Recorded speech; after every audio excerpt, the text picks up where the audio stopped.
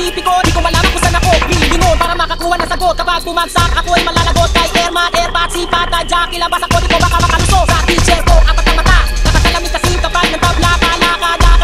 Lakad, hindi na lamang ako na may nakapasa. Kung hindi, mapipilitan na naman ako ulitin ang lahat ng mga pangyayari. Katulad na minsan ako ay nagbiyahe at nakilala ko malupit na babae sa may QC. Pangalan ay Debbie, nag-aabasa ng taxi. Tinitigan ko siya ng mata sa mata. Sinabi ko, you look lonely, do you wanna go somewhere? Blah, nagkabituin ang aking paningin. Bumakat ang kanya kamay sa aking mukha pagkatapos ako sa palig. Pero umiti siya, may kinuha sa bagat. Sinabing pwede ko daw pa siya matawagan. Kaya binigay ang kanyang calling card sa akin na animoy para humahalik sa hangin. Kaso lang, at pagkamala ko calling card niya natikit ng boost. Nakitapok ko kasama ng isang baso ng juice. Sinubukan mo hanapin siya doon sa may Santa Cruz. At baka sakaling nakalandas kami na na-cruise. Kaya pumasok ako sa isang eskinita at tinanong ang kauna-unahan na nakita. Dahil baka sakaling kanya nakikilala ang babae nga mo sa akin ay isang diwata. Anong nakikilala niyo po ba, sino ba yun? Ano nga ba pangalan niya? Teka, Bernie ba yun? Oo, kanina pa naghihintay sa'yo doon. Nakita mo hayo nakaupo sa may balon. Ito ba siya, bakit parang hindi yata ito? Maganda siya kaya sige napasuko ako. Teka lang, teka muna, akilitin ito. Nangyayari lang to sa mga guni-guni ko. Na para ba nagmamaneho ng isang bagong-bagong auto. Marami ng pera, nanalo ka sa loto. Wala kong makalaban at lahat kong bibilid. Hindi naghihintay, hindi nakikinig. Teka lang, mabalik tayo sa kabilang kwento ko.